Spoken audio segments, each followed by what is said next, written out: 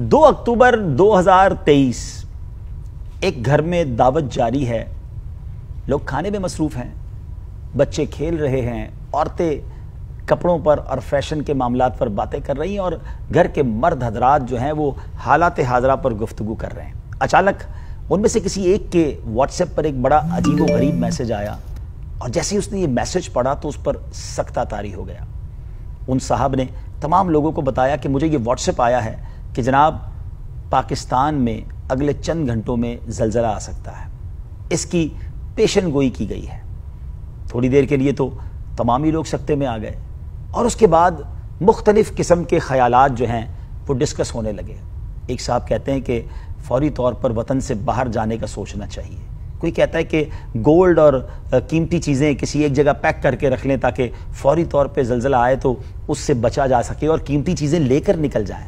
कोई कहता है जनाब ये आजकल नई टेक्नोलॉजी आई है और जनाब मुसलमान ममालिक में किसी टेक्नोलॉजी के ज़रिए ज़लज़ले लाने की कोशिश की जा रही है। कोई तुर्की और शाम के ज़लज़ले के नुकसानात के बारे में बताने लगा। गोया सबको एक टॉपिक मिल गया, सब अपनी माहिराना राय देने लग गए। कोई बताता था कि जनाब प्लेट्स होती हैं ज़मीन के नीचे जो हिलती हैं तो फिर ज़लज़ला आता है।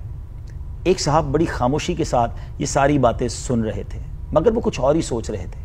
वो सोच रहे थे कि ये जब सारी बातें हो रही हैं ये वाकई ज़लज़ले के यही असबाब हैं, क्योंकि हमारा कुरान तो हमें कुछ और बताता है। फजर की नमाज में वो मस्जिद गए थे और मस्जिद में उन्होंने कुरान पाक की एक आयत की तफसीर सुबह ही सुनी थी और वो तफसीर क्या थी? वो कुरान पाक की सूरह अल आराफ की आयत नंबर 91 की तफसीर थी। अल्लाह पाक ने पिछली कौमों के बुरे अमाल की वजह से उन पर ज़लज़ले का अजाब भेजा था।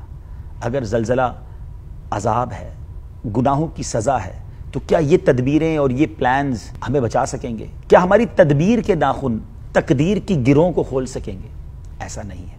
वो शख्स सोचने लगा कि इन तमाम बातों से तो कुछ हासिल नहीं है। बचा सकती है तो रब की रहमत बचा सकती है।